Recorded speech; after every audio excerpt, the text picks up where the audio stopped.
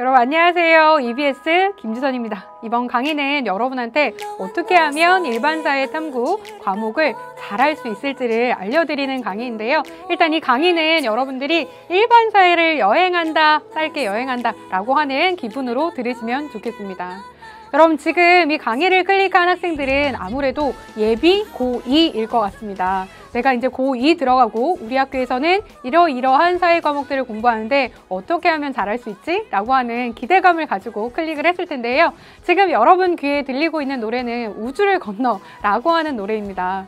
여러분 지금은 아마 우주만큼 멀리 내가 이 과목들이 있다라고 이제 심리적으로 느끼실 수가 있는데요. 선생님이랑 짧은 강의이지만 어떻게 공부해야 되는지 라고 하는 것을 배우고 나면 여러분이 우주를 건넌 것처럼 아주 가깝게 느껴질 수가 있겠고요. 지금은 여러분들이 좀 멀다라고 생각하는 1등급에 근접해 있을 것이라고 말씀을 드리겠습니다. 자, 여러분들 일반사회라고 하는 것을 일단은 여러분의 오해를 풀고 가면은요. 일반사회, 사회탐구 과목은 문과 학생에게만 필요한 내신 과목이다 라고 생각하는 친구들이 많은데요. 그렇게 생각했다면 여러분 오해입니다. 절대 아닌데요. 왜 그런지 선생님이 설명해 드릴게요. 자, 지금 여러분들의 내신에서 사회 과목이 중요한 이유가 뭐냐면 여러분들의 대학에 특히 그 중에서도 수시에서 많은 비중을 차지하는 것이기 때문일 텐데요. 일부 학생들은 나는 이과이기 때문에 탐구 과목, 사회 탐구 과목이 필요하지 않다라고 생각할 수도 있습니다. 하지만 아닌데요. 왜냐하면 대학의 선호 인재 중에 하나는 융합형 인재라고 하는 것입니다. 이때 융합형 인재라고 하는 것이 의미하는 바는 뭐냐면요. 아주 좁게 얘기하면 문과적인 소양과 이과적인 소양이 결합된 인재를 이야기합니다. 우리가 조금 더 욕심을 낸다면요. 문과적 소양 그리고 이과적 소양 플러스 예체능 소양까지도 갖추었다면 정말 대학에서 선호하는 인재가 되는 것이고요. 자, 그러한 측면에서 나는 이과를 지망하였지만 문과 탐구 과목을 잘했다라고 한다면 이곳으로서 여러분들이 나는 이렇듯 문이과 소양을 겸비한 인재다라고 하는 것을 보여줄 수가 있기 때문에 여러분들이 내신 나는 이과라고 해서 사회 과목 필요 없어 라고 생각하면 안 된다라고 하는 거죠. 그래서 이과 학생들도 이 강의를 클릭했다면 전략적으로 문과 과목이지만 여러분들이 잘 점수를 받는 것 굉장히 목표로 두셨으면 좋겠고요. 자, 일반사회 공부법 일반적인 팁을 알려드리겠습니다. 첫 번째 선생님이 말씀드릴 것은요. 아주 기본적인 것인데요. 개념 학습 및 암기는 필수라고 하는 겁니다. 왜 이 말씀, 너무 당연한 말씀을 드리냐면요. 일부 학생들의 경우에는 이제 시간이 부족하다라고 하는 이유로 개념을 공부하지 않고 문제풀이부터 하는 경우가 있는데 여러분 개념이 없는 상태에서 문제를 푼다면 일부 문제들은 맞을 수가 있겠지만 여러분들이 전반적으로 봤을 때 모든 문제를 맞히기는 힘들기 때문에 개념을 반드시 공부를 하셔야 됩니다. 그리고 암기가 필수다라고 말씀을 드렸는데요. 일반사회 과목이 암기로 이루어진 과목이냐? 아닙니다. 하지만 암기해야 될 부분도 분명히 존재하기 때문에 그런 부분들은 여러분들이 암기를 해 주셔야 된다라고 하는 것이죠. 자, 그래서 개념을 내가 제대로 공부한다라고 하려면은요. 정확하고 명확한 이해가 선행이 되어야 되고요. 그 다음에는 반복적으로 학습을 해서 여러분의 것으로 완벽하게 소화를 하시는 것이 필요합니다. 자, 그러면 시험에서는 개념을 제대로 알고 있는 것을 어떻게 측정할까라는 것을 여러분들이 출제자의 입장을 한번 생각을 해보면 전략적으로 공부를 할 수가 있는데요. 자, 개념을 제대로 알고 있는지 내가 한번 테스트 해보겠어. 선생님도 출제를 하지 않습니까? 이때 활용하는 팁들이 뭐가 있냐면요. 자, 개념을 제대로 알고 있으면 이것을 선생님이 말한 그대로 읽는 것이 아니라 여러분만의 말로 재정의 조금 다르게 표현할 수 있다라고 생각을 합니다. 그렇기 때문에 우리가 지필고사에서는 실제로 구술을 시켜볼 수가 없기 때문에 이걸 어떻게 변형해서 문제가 나오냐면요. 선지라고 하는 것으로 구성을 합니다. 그럼 선지가 뭐냐면요. 모르는 학생들을 위해서 간단하게 설명을 드리면 자, 객관식 문항에 우리가 보기가 아닌 1, 2, 3, 4, 5라는 것이 제시가 되죠. 그것을 선지라고 하는데요. 자, 개념을 제대로 알고 있는지를 측정하기 위해서 특정한 개념을 5개의 선지를 통해서 여러 가지 말로 변형을 시켜줍니다. 그렇기 때문에 여러분들이 이 선지를 파악할 수 있으려면 개념을 여러분 스스로가 다양한 말로 변형을 해서 표현을 해보시는 연습을 하셔야 됩니다. 사실 선생님이 여러분이 다양한 말로 변형해서 표현을 해라 라고 했지만 이렇게 할 수 있는 거는 정말 최상의 실력을 가졌을 때 가능한 것이고요. 자, 일단 여러분들이 개념을 어떻게 표현하는지 알고 싶다면 교과서, 교재를 꼼꼼하게 읽으면서 A라는 개념이 B 또는 B-C 등으로 변형이 된 것을 잘 정리를 해두시면 재정의가 가능하기 때문에 이런 다양한 말로 변형이 된 것을 먼저 찾아보시는 것이 굉장히 필요하고요. 자, 그 다음에 개념을 제대로 알고 있는지 측정하는 것의 두 번째 기준은 뭐냐면요. 실제 사례에서 이 개념을 찾아낼 수 있다라고 하는 겁니다. 그래서 이건 역시 우리가 지필이라는 형태로 여러분에게 측정하게 되어 있기 때문에 실제 사례를 제시문이라고 하는 것에 녹여내는 것이죠. 그래서 이 제시문에서 우리가 배운 그 핵심 개념을 끌어낼 수 있느냐라는 것을 측정하게 됩니다. 그렇기 때문에 여러분들이 제시문에서 개념을 제대로 찾아낼 수 있으려면 어떻게 해야 되냐면요. 교과서 사례 이외에 나만의 예시를 내 힘으로 한번 찾아보는 겁니다. 선생님이 말해주는 것을 그대로 반복하면 여러분이 이런 능력이 생기지 않거든요. 그래서 선생님이 A라는 개념을 제시해주고 거기에 따른 B라는 예시를 제시해 주었다면 여러분들이 A라는 개념의 사례는 B야 라고 암기하는 것에서 끝나는 것이 아니라 C라는, D라는 다른 사례 많이 생각을 해보시고 불안하다라고 생각을 하면 여러분 교과 선생님한테 질문을 해도 되고요. EBS에 좋은 선생님들 정말 많잖아요. Q&A 또는 수강후기 등을 통해서 여러분이 이렇게 생각해도 될까요? 라고 질문 남겨두시면 완벽하게 체크가 되겠죠. 이렇게 또 활용을 해보시고요. 자, 그 다음에 여러분 이제 실제 학교 내신을 대비하기 위해서는 학교 시험의 구성이 어떻게 되는지를 이해를 하셔야 됩니다. 자, 이거는 실제로 선생님이 한번 이제 제출을 했던 계획서인데요. 자, 1학기의 경우에는 우리가 중간기말이라고 하는 지필평가가 있고요. 지필평가 이외에 수행평가라고 하는 것이 있습니다. 그런데 자, 여러분들이 주목해야 될 것은 바로 이 중간고사와 기말고사에 공통적으로 나타나는 서술형과 논술형 그리고 수행평가라고 하는 영역인데요. 자, 여러분 선논수령의 비중을 한번 보세요. 지금 선생님이 이거는 임의로 이제 작성을 한 거지만 자, 서술형 중간고사 때 10.5%로 나타나 있고요. 기말고사 때도 지금 실제 환산점은 10.5%로 나와 있고 수행평가는 30%로 나타나 있습니다. 그래서 이것을 다 더하면 지금 몇 퍼센트입니까? 51%가 되기 때문에 전체 100점 중에서 50점이 넘어가는 비중을 차지하고 있기 때문에 이 영역의 점수를 잘 받는 게 여러분한테 정말 중요하다라고 하는 것이죠. 자, 사실 수행평가의 경우에는 영역이 너무 다양하기 때문에 선생님이 일반적으로 어떻게 해라 라는 말씀을 드리기가 어려운데요. 선생님이 말씀드리고 싶은 것은 바로 이 선논술령이라고 하는 파트입니다. 여러분 지필고사를 잘 보려면 자, 선택형, 우리가 생각하는 선지로 구성된 객관식이 아니라 이 선논술령을 잘 점수를 받으셔야 되는데요. 선논술령의 비중이 지금 확인하는 것처럼 굉장히 높습니다. 특히 여러분의 학교에서 내가 특정한 과목, 뭐 법과 정치가 됐든 아니면 경제가 됐든 아니면 뭐 사회문화가 됐든 일주일에 3번 이상 배운다라고 하면 이것을 합한 비중이 무조건 45%를 넘어야만 됩니다. 지금 보시는 것처럼 수행평가에서 물론 45%를 다 이제 활용할 수도 있겠지만 대부분의 선생님들은 수행평가에 이것을 몰아주지 않고요. 서술형과 논술형에 이제 나누어서 배분을 하기 때문에 꽤나 여러분의 학교에서도 비중이 높을 거거든요. 그러면 선논술형 내가 어떻게 잘 볼 수 있는가 대비를 반드시 하셔야겠죠. 어떻게 대비하면 되냐면요. 자, 일단은 소리내서 답하는 연습이 필요합니다.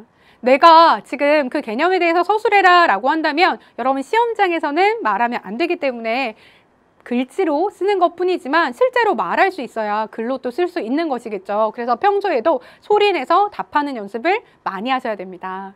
여러분 교과 선생님이랑 수업할 때 선생님이 질문하면 여러분 대답하는 것도 방법 중에 하나이고요. 여러분 지금 이렇게 선생님이랑 인강을 듣고 있지만 인강 들을 때에는 장소에 따라서 여러분 독서실 등에서 조용히 들어야 될 때도 있지만은요. 여러분 집에서 혼자 들을 때도 많잖아요. 그러면 선생님이 이건 뭐죠? 라고 얘기를 한다면 여러분들이 그냥 뭐라고 대답하시는지 들어야지 라고 그냥 바라보는 것이 아니라 적극적으로 대답을 하세요. 대답을 하면 실제로 내가 내 입으로 말한 것이 내 귀로 들리면서 훨씬 여러분의 기억에 많이 남기 때문에 효율적인 방법 중에 하나이거든요. 그래서 일단은 소리 내어서 답하는 연습이 굉장히 중요하고요. 그 다음에 여러분들이 대비하실 수 있는 두 번째 방법은 뭐냐면 마인드맵이라는 것을 그려보는 겁니다.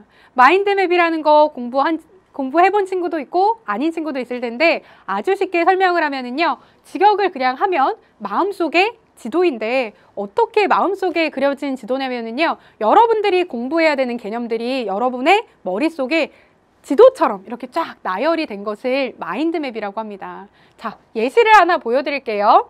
예를 들면, 자, 지금 1학년 통합사회 과정 중에서 이제 하나를 예시로 가져왔는데요.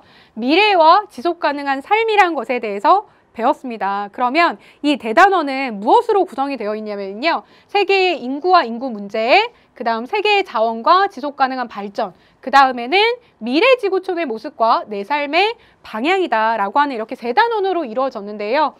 이 전체 단원에서 배우는 것은 이렇게나 많습니다. 그런데 여러분들이 두서없이 미래와 지속 가능한 삶에서는 저출산 배웠고, 자원의 특징 배웠고, 미래 지구촌의 모습 배웠고, 이렇게 막 생각을 하다 보면은요, 이 단원에 대해서 여러분들이 체계를 갖추지 못하는 거거든요.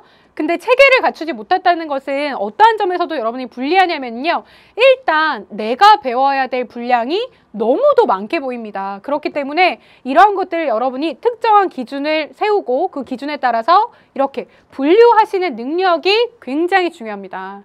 일단 이렇게 여러분이 분류를 하실 수 있으면요, 미래와 지속 가능한 삶이라는 파트에서는 이거 세 가지를 배웠고 이 세 가지 안에서는 몇 가지를 배웠어 라고 묻기 시작하면서 이것을 여러분들이 심리적으로 조금만 배운다, 이만큼만, 3개만 외우면 되는구나 라는 식으로 심리적인 부담이 실제로 적어지거든요.